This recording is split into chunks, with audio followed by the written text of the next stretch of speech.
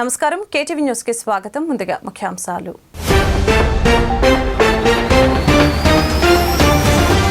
రాష్ట్రంలో జరిగిన హింసపై ప్రాథమిక నివేదికను డీజీపీ హరీష్ కుమార్ గుప్తాకు అందించిన సిట్. పోలింగ్ రోజు 33 హింసాత్మక ఘటనలు జరిగినట్లు వెల్లడి. హింసాత్మక ఘటనలు జరుగుతాయని తెలిసి కొందరు నిర్లక్ష్యం చేశారని తేల్చిన సిట్ బృందం.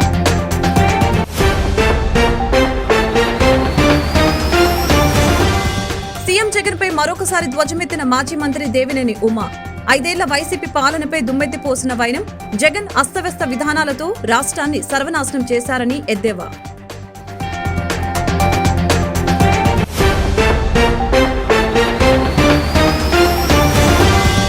శాంతి భద్రతల పరిరక్షణ కోసం కర్టన్ సర్చ్ నిర్వహించామన్న మైలవరం ఏసీపీ మురళీమోహన్.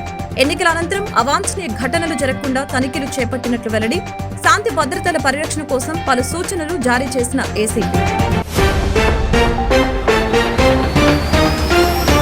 ఏపీలో ఆరోగ్యశ్రీ సేవల నిలిపివేతకు హాస్పిటల్స్ అసోసియేషన్ నిర్ణయం.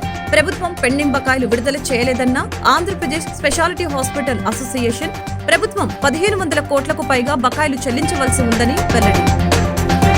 బీజేపీపై ఢిల్లీ సీఎం ఆమ్ ఆద్మీ పార్టీ జాతీయ కన్వీనర్ అరవింద్ కేజ్రీవాల్ మంగళవారం సంచలన వ్యాఖ్యలు చేశారు. ఢిల్లీలో ఆయన మీడియాతో మాట్లాడారు. కేంద్రంలో బీజేపీ మరొకసారి అధికారంలోకి రాదని వ్యాఖ్యానించారు. లోక్సభ ఎన్నికల్లో బీజేపీకి పరాభవం తప్పదని తెలిపారు. జూన్ 4న వచ్చే ఎన్నికల ఫలితాలలో ఇండియా కూటమి 300 కంటే ఎక్కువ స్థానాలను గెలుచుకుంటుందని తెలిపారు. బీజేపీ నేతలు అహంకారంతో ఉండకూడదని సూచించారు. రాష్ట్రంలో ఎన్నికల రోజు ఆ తర్వాత జరిగిన హింసపై ప్రాథమిక నివేదికను డీజీపీ హరీష్ కుమార్ గుప్తాకు సిట్ అందించింది. పోలింగ్ రోజు 33 హింసాత్మక ఘటనలు జరిగినట్లు ప్రత్యేక విచారణ బృందం గుర్తించింది. దమనకాండపై 2 రోజుల పాటు అధికారులు విచారణ చేపట్టారు. హింసాత్మక ఘటనలు జరుగుతాయని తెలిసి కొందరు నిర్లక్ష్యం చేశారని సిట్ బృందం పేర్కొంది. రాష్ట్రంలో ఎన్నికల రోజు ఆ తర్వాత జరిగిన హింసపై ప్రాథమిక నివేదికను డీజీపీ హరీష్ కుమార్ గుప్తాకు సిట్ అందించింది.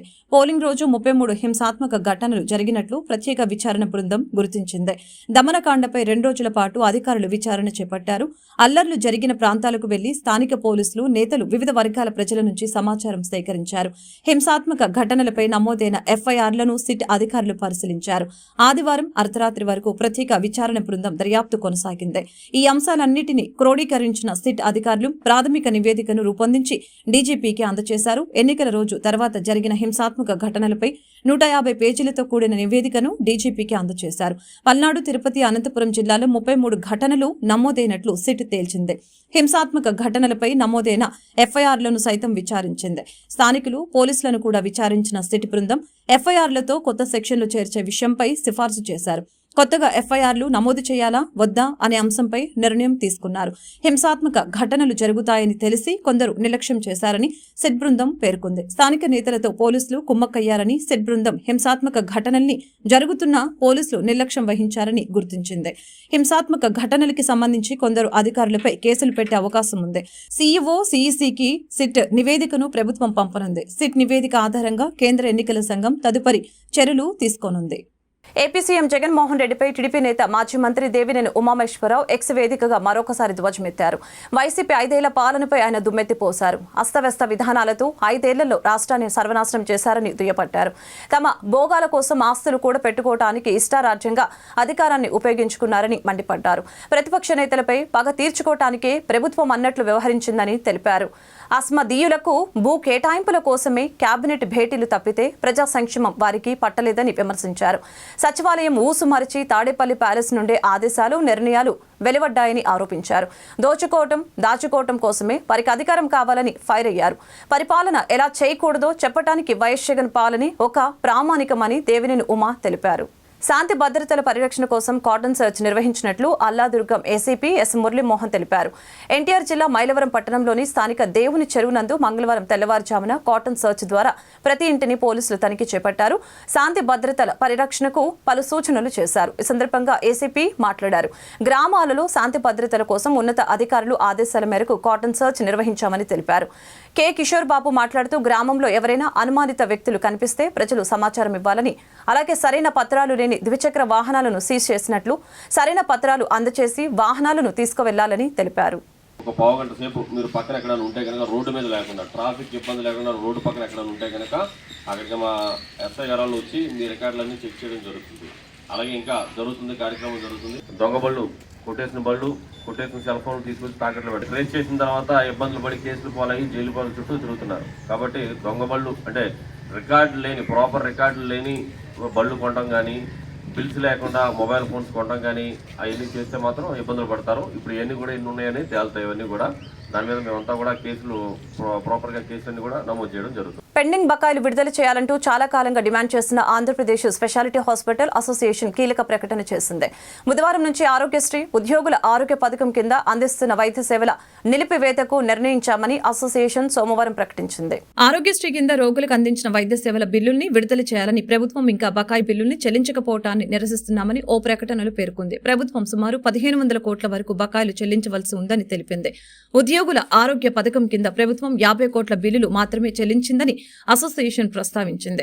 530 కోట్ల బిల్లుల్ని CFMS లో అప్లోడ్ చేశామంటూ ఈ నెల 2న అధికారులు చెప్పారని, కానీ ఇప్పటి వరకు చెల్లించలేదని అసోసియేషన్ వాపోయింది. గతేడాది ఆగస్టు నుంచి ఈ బిల్లుల చెల్లింపులు ఆగిపోయాయని అసోసియేషన్ పేర్కొంది. జగన్ రెడ్డి కోసం చట్టాన్ని అతిక్రమిస్తే జైలు పాలయ్యేది అధికారులేనని మాజీ ఎమ్మెల్యే టీడీపీ సీనియర్ నేత బోండా ఉమ్మ పేర్కొన్నారు. టీడీపీ నేతలపై దాడి చేసిన వారిని వెంటనే అరెస్టు చేయాలని డిమాండ్ చేశారు. వైసీపీకి తొత్తులుగా వ్యవహరిస్తున్న అధికారులపై వెంటనే చర్యలు తీసుకోవాలని కోరారు. తాజాగా ఆయన మీడియాతో మాట్లాడుతూ సిట్ రిపోర్టును వెంటనే డీజీపీ బయట పెట్టాలి, టీడీపీ నేతలపై దాడి చేసిన వారిని వెంటనే అరెస్టు చేయాలని డిమాండ్ చేశారు. ముఖ్యంగా రాష్ట్రంలో రక్తపాతం సృష్టించిన పెద్దిరెడ్డి రామచంద్రరెడ్డి, పిన్నెల్లి సోదరుడు భూమన కరుణాకర్ రెడ్డి, గోపిరెడ్డి శ్రీనివాసరెడ్డి, చెవిరెడ్డి తండ్రి కొడుకులను వెంటనే అరెస్టు చేయాలని డిమాండ్ చేశారు. సస్పెండ్ అయిన అధికారుల కాల్ డేటాను బయటకు తీయాలి, అరాచకం సృష్టించిన నేతల కాల్ డేటాను బయటకు తీసి అరెస్టు చేయాలి, అధికారుల సస్పెన్షన్లపై పోలీస్ సంఘం నోరు మెదపాలి. జగన్మోహన్ రెడ్డి గతంలో కూడా వాళ్ళ తండ్రి ముఖ్యమంత్రిగా ఉన్నప్పుడు వ్యవస్థల్ని అధికారుల్ని అడ్డగోలుగా వాడుకొని వాళ్ళని జైళ్లలో మగ్గేలాగా చేసినటువంటి చరిత్ర జగన్మోహన్ రెడ్డిది. నేను అందుకనే డిమాండ్ చేస్తా ఉన్నా, కొత్త డీజీపీ గారిని సిట్టు నివేదిక ఇచ్చింది. ఏముందా నివేదికలో? సిట్టు నివేదికని బహిరంగంగా మీరు ప్రెస్ మీట్ పెట్టి చెప్పండి. ఏదో 1500 మీద కేసులు పెట్టాం, 1000 మంది మీద కేసులు పెట్టాం. ఎవరి మీద పెట్టారు కేసులు? అసలు గొడవ కారకులైనటువంటి పిన్నెల్లి బ్రదర్స్ ఉన్నారా దీంట్లో? ఆ సిట్ రిపోర్ట్లో ఎందుకు అరెస్ట్ చేయట్లా వాళ్ళని? ఎందుకు మీరు పిన్నెల్లి రామకృష్ణారెడ్డి సోదరుల్ని అరెస్టు చేయటం లేదు? డీజీపీ చెప్పాలి. దీంట్లో బాంబులు, నాటు బాంబులు, పెట్రోల్ బాంబులు. మరి ఇవాళ ఇక్కడ ఎస్పీనే డైరెక్ట్గా పట్టుకున్నాడు. ఎస్పీ ఇతను బిందు మాధవ్ ఈ పేపర్లో ఉన్నాడు. ఇతన్ని సస్పెండ్ చేశారు ఇప్పుడు ఎన్నికల సంఘం. వైసీపీ నేతల ఇళ్లలో బాంబులు, వేట కొడవలు దొరికిన కేసులు నమోదు చేయకపోవడం దారుణమని తెలిపారు. హింస సృష్టించిన వైసీపీ నేతలపై నామమాత్రపు కేసులు పెట్టడంపై విచారణ చేపట్టాలి. ఇంకా వైసీపీకి తొత్తులుగా వ్యవహరిస్తున్న అధికారులపై వెంటనే చర్యలు తీసుకోవాలని కోరింది. పల్నాడులో రామకృష్ణారెడ్డి, పిన్నెల్లి రామకృష్ణారెడ్డి బ్రదర్సు, నర్సరావుపేటలో గోపిరెడ్డి శ్రీనివాసరెడ్డి, తిరుపతిలో కరుణాకర్ రెడ్డి, భూమన కరుణాకర్ రెడ్డి, అలాగే చంద్రగిరిలో చెవిరెడ్డి భాస్కర్ రెడ్డి కుమారులు. ఇంత బహిరంగంగా తాడిపత్రిలో పెద్దిరెడ్డి, ఇంతమంది బహిరంగంగా గొడవలు చేస్తే ఎలక్షన్ కమిషన్ చర్యలు తీసుకోమనే వరకు ఇక్కడ చర్యలు తీసుకోలే. ఎలక్షన్ కమిషన్ ఆదేశాల వరకు సిట్ వేశారు. ఏదింది సిట్ రిపోర్టు? మా పార్టీ కార్యాలయం మీద దాడి చేసి మా పార్టీ కార్యాలయంలో ఉన్న వాళ్ళ మీద కేసులు పెట్టారు. మా నాయకుడి ఇంటి మీద దాడి చేసి మా నాయకుడి ఇంటి మీద ఉన్న ఇంటి దగ్గర ఉన్న వాళ్ళ మీద కేసులు పెట్టారు. దేశ ఆర్థిక వ్యవస్థను సరళీకృతం చేయడానికి విశేష సేవలు అందించి రాజీవ్ గాంధీ దార్శనిక ప్రధానమంత్రిగా చిరస్మరణీయులయ్యారని మాజీ కేంద్ర మంత్రి వర్యులు ఎంఎం పల్లం రాజు కొనియాడారు. భారత మాజీ ప్రధాని రాజీవ్ గాంధీ వర్ధంతి సందర్భంగా రాష్ట్ర కాంగ్రెస్ కార్యాలయం ఆంధ్రరత్న భవన్ విజయవాడ నందు ఆయన వర్ధంతి కార్యక్రమం నిర్వహించడం జరిగింది. ఈ సందర్భంగా మాజీ కేంద్ర మంత్రి ఎంఎం పల్లం రాజుతో పాటు పలువురు కాంగ్రెస్ నాయకులు కూడా రాజీవ్ గాంధీ చిత్రపటానికి నివాళులర్పించారు. రాజీవ్ గాంధీ చేసిన సేవలు చిరస్మరణీయమని, దేశం కోసం ఆయన ఎనలేని కృషి చేశారని ఈ సందర్భంగా కొనియాడారు. మాజీ ప్రధాని కీర్తిశేషులు రాజీవ్ గాంధీ గారి వర్ధంతి నాడు ఇవాళ ఇక్కడ మీ అందరితో కలిసి మాట్లాడే అవకాశం జరిగింది. ఒక ప్రధానిగా మరి దేశానికి 21వ శతాబ్దంలోకి తీసుకువెళ్ళిన మనిషి రాజీవ్ గాంధీ గారు. టెక్నాలజీ రంగంలో ముఖ్యంగా సాఫ్ట్వేరు, టెలికమ్యూనికేషన్స్, ఇన్ఫర్మేషన్ టెక్నాలజీ రంగంలో ముందడుగు వేసి దేశాన్ని ఆ దిశలో నడిపిన మనిషి రాజీవ్ గాంధీ గారు. అంతేకాకుండా మరికి ప్రజలకి ఉపయోగపడే విధంగా 5 టెక్నాలజీ మిషన్స్ని పెట్టి దాని ద్వారా మరి basic issues, waste and developments, తర్వాత గ్రౌండ్ వాటర్ రీఛార్జ్, తర్వాత ఆయిల్ సీడ్స్ మిషన్ను, ఇలాంటివి 5 మిషన్స్తో దేశానికి కొన్ని కీలకమైన అంశాల మీద ఆయన చొరవ తీసుకుని చాలా దూరదృష్టితో పనిచేస్తున్న ప్రధానమంత్రి. రియల్ ఎస్టేట్ రంగంలో ఉన్న సభ్యుల సమస్యల్ని పరిష్కరించడంతో పాటు హక్కులను కాపాడేందుకు national real estate development council Andhra Pradesh NAREDCO నిరంతరం కృషి చేస్తుందని నేరెడ్కో నూతన అధ్యక్షులు గద్దె చక్రధర్ తెలిపారు. భారతీయ రియల్ ఎస్టేట్ పరిశ్రమతో పాటు ప్రభుత్వానికి మధ్య వారధిగా నేరెడ్కో నిలుస్తుందని చెప్పారు. నేరెడ్కో 6వ వార్షికోత్సవ వేడుకలు, సర్వసభ్య సమావేశం, నూతన పాలక మండలి ఎన్నికల కార్యక్రమం విజయవాడ తాడేపల్లిలో విజయవాడ క్లబ్లో నిర్వహించారు.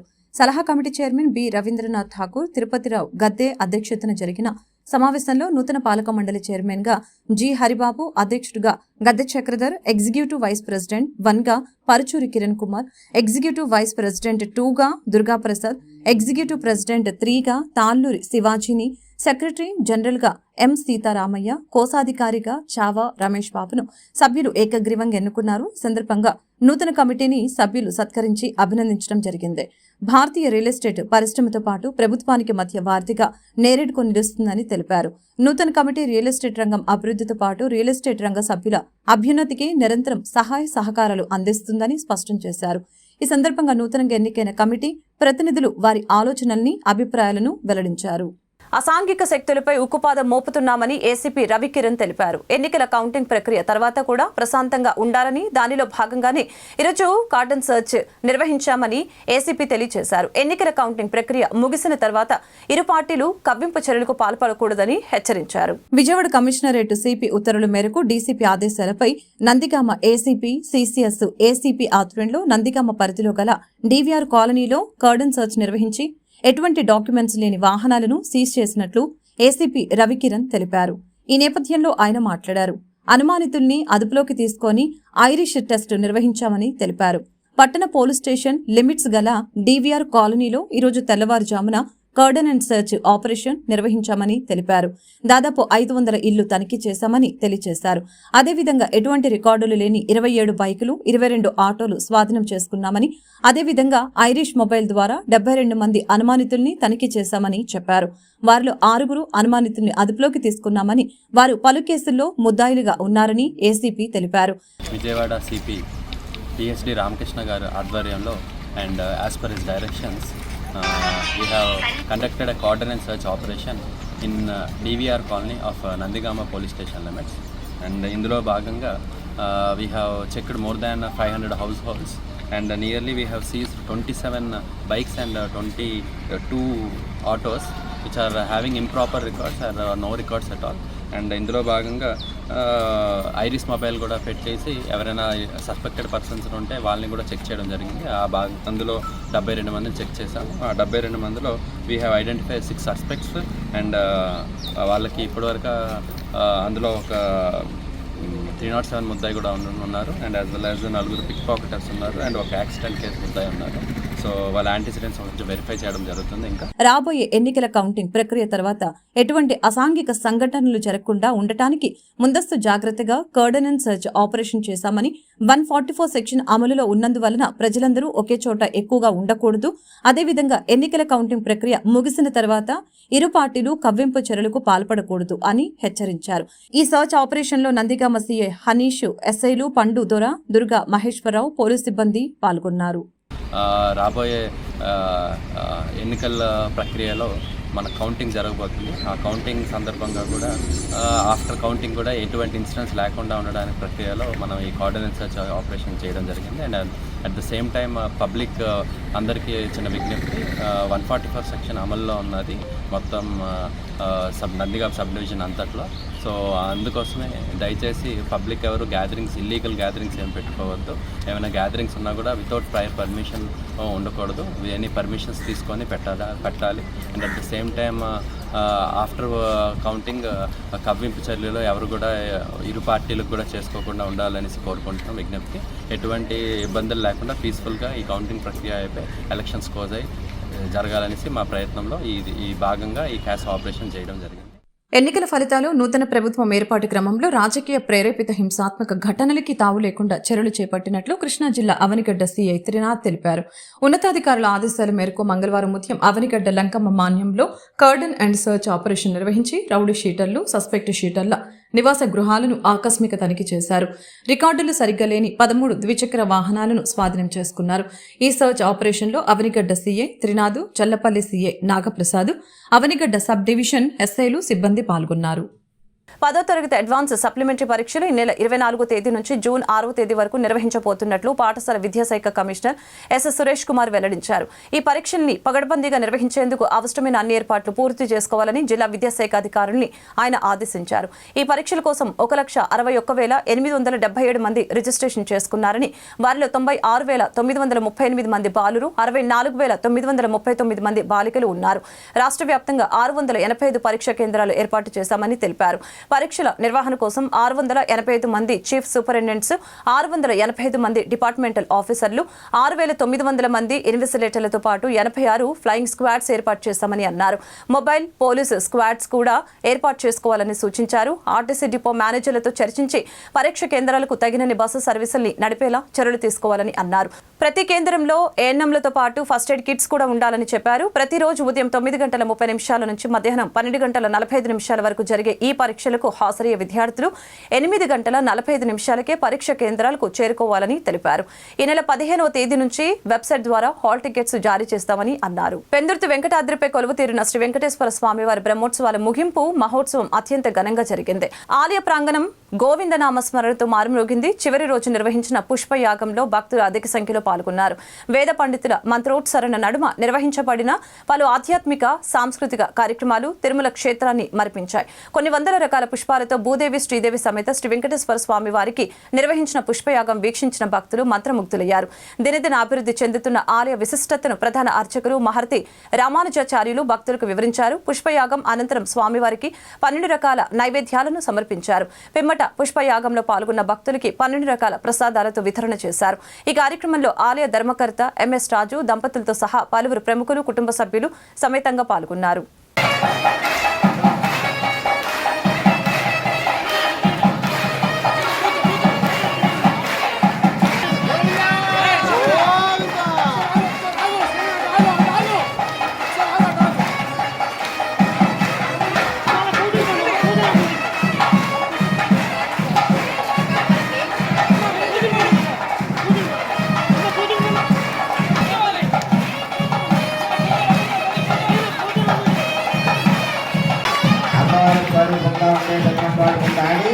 మిగతా వాళ్ళతో ఆడించండి.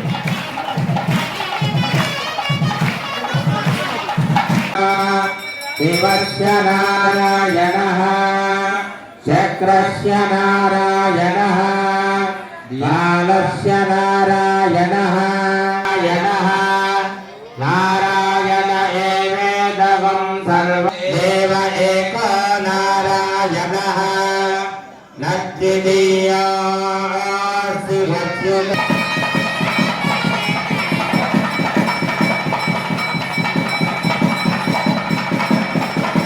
వార్తలు ముగించే ముందు ముఖ్యాంశాలు మరొకసారి.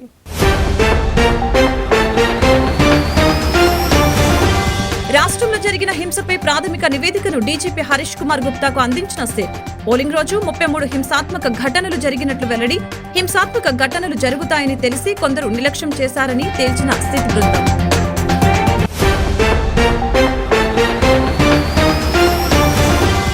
సీఎం జగన్ పై మరొకసారి ధ్వజమెత్తిన మాజీ మంత్రి దేవినేని ఉమా. 5 ఏళ్ల వైసీపీ పాలనపై దుమ్మెత్తిపోసిన వైనం. జగన్ అస్తవ్యస్త విధానాలతో రాష్ట్రాన్ని సర్వనాశనం చేశారని ఎద్దేవా.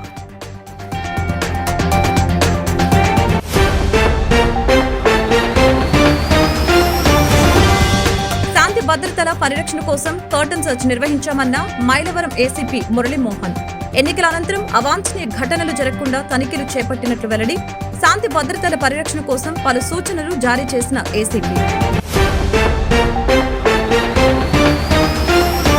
ఏపీలో ఆరోగ్యశ్రీ సేవల నిలిపివేతకు హాస్పిటల్స్ అసోసియేషన్ నిర్ణయం. ప్రభుత్వం పెండింగ్ బకాయిలు విడుదల చేయలేదన్న ఆంధ్రప్రదేశ్ స్పెషాలిటీ హాస్పిటల్ అసోసియేషన్. ప్రభుత్వం 1500 కోట్లకు పైగా బకాయిలు చెల్లించవలసి ఉందని వెల్లడి. ఈ వార్తలు ఇంతటితో సమాప్తం. మరొక బులెటిన్లో మళ్ళీ కలుద్దాం. నమస్కారం.